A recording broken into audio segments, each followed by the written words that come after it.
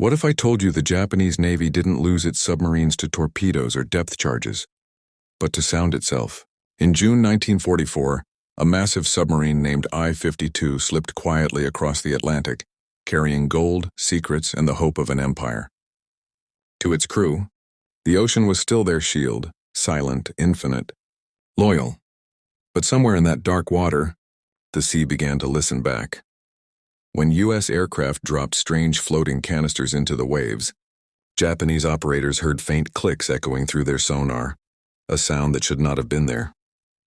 They didn't know it yet, but those clicks were the heartbeat of a new weapon, a network of American sonar buoys that could hear their every move.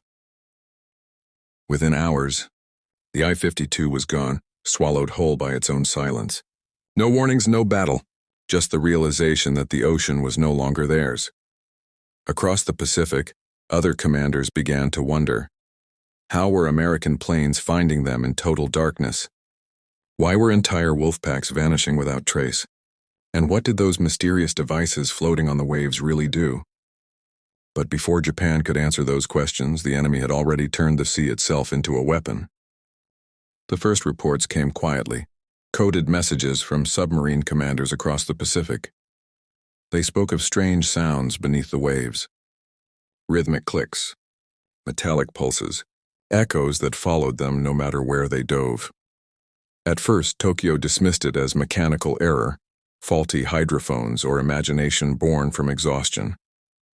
But by the summer of 1944, the pattern was undeniable. Submarines were disappearing, not in combat, but in silence.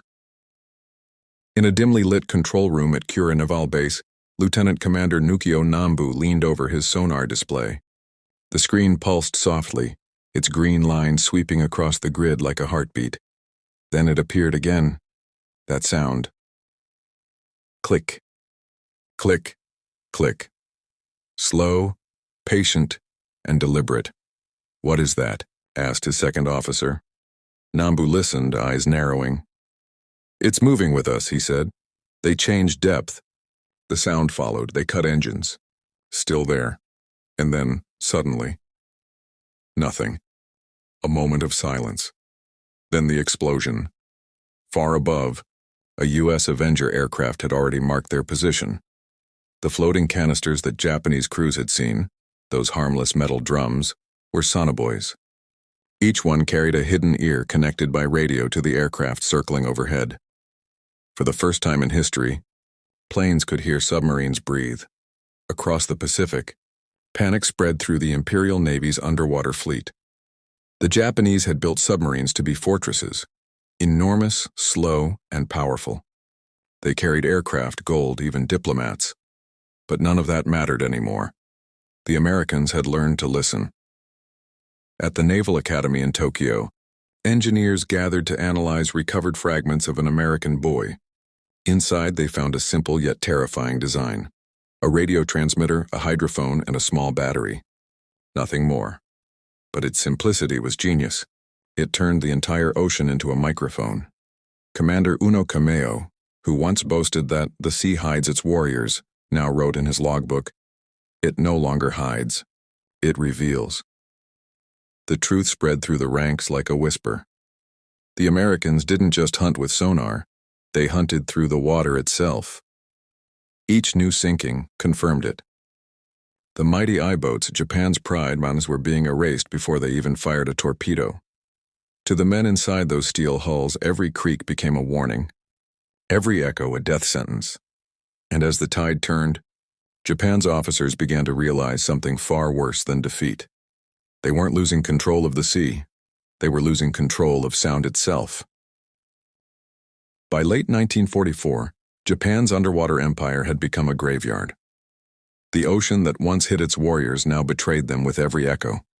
At the Naval Command in Tokyo, reports flooded in. I-29, I-37, I-52, gone. Each loss came without warning, without trace. Admirals stared at the maps, pins vanishing faster than they could be replaced. The question was no longer where their submarines were, but why the enemy always knew. In Kure, Lieutenant Commander Nukio Nambu recorded his final message to headquarters. "The sea speaks to them. It does not speak to us. He wasn't wrong. American submarines, guided by sonar networks and FM systems, now prowled Japan's own coastlines. They moved through sound like predators through darkness, unseen, unheard, unstoppable. The Japanese engineers tried to respond. They built new detectors, adjusted frequencies, even deployed decoys. None of it mattered. The Americans had entered a new dimension of war, one Japan couldn't even perceive. In a laboratory beneath the Yokosuka base, a young scientist named Tadashi Sasaki examined a captured U.S. sonobuoy. It was small, a cylinder barely the length of his arm, yet inside it was the future. Microphones, transmitters and circuitry far beyond anything Japan could replicate. He turned to his superior and whispered, "This isn't a weapon. It's a language." Above them, the language of defeat was already being spoken. Convoy routes turned silent. Radio traffic ceased. American submarines now surfaced at night to broadcast victory songs. Taunting messages played in Morse, echoing across the Black Sea. In one intercepted transmission, U.S. operators joked, "We don't chase shadows anymore. We just listen." By early 1945, Japanese captains refused to dive beyond shallow waters. The fear of the unseen, of being heard, had replaced the fear of depth charges. Submarine warfare, once Japan's pride, became a suicide mission. At Naval headquarters, Admiral Toyoda Soemu looked at the operational chart. Red pins everywhere. No return signals. He whispered, "The sea has turned against us." For the first time in centuries, the empire of the rising sun bowed not to an enemy fleet, but to an invisible network of sound. And as Japan's final submarines vanished beneath waves that now betrayed them, a single truth echoed through the command halls. They had lost the ocean, not to men, not to machines, but to the idea of listening. When the war finally ended, Japan was silent.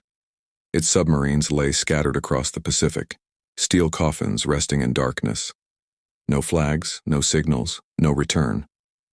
Only the cold hum of the deep, but in that silence, something new began to stir. The men who once served in the Imperial Navy, scientists, radio officers, engineers, returned home broken, but not defeated. They carried with them a single, haunting lesson from the depths. We lost because they listened better than we did. That truth became the seed of a new Japan. In small workshops across Tokyo and Osaka, those same engineers began experimenting with sound, building radios, recorders, and the first generation of audio amplifiers. They no longer built weapons of war. They built instruments of understanding. One former submarine technician, Masaru Ibuka, founded a small company repairing radios for bombed-out families. Another, Akio Morita, joined him, and together they called it Sony. From the ashes of defeat rose a new empire, one built not on steel and torpedoes, but on circuits, precision, and imagination. The same obsession with signal clarity that once hunted submarines now powered an entire nation's rebirth. And as Japan rebuilt, the echoes of that old war remained. Every radar system, every sonar scanner, every television tube, all carried traces of that one realization, that the future belongs not to the loudest force, but to the one that listens best. In his final years, Lieutenant Commander Nukio Nambu wrote, "The ocean was never truly ours. It belongs to those who can hear it." Today, deep beneath the waves, the remains of Japan's submarines still lie scattered, silent witnesses to a time when sound decided victory. Currents drift through open hatches, carrying fragments of maps, tools, and the ghosts of men who once believed the sea would protect them. Above those wrecks, merchant ships now cross the same routes guided by sonar, descendants of the very weapon that doomed them. And somewhere, between those echoes and waves, a quiet truth endures. Defeat is not the end of power. It is the beginning of understanding. Because in the end, Japan did not lose to noise, it lost to listening.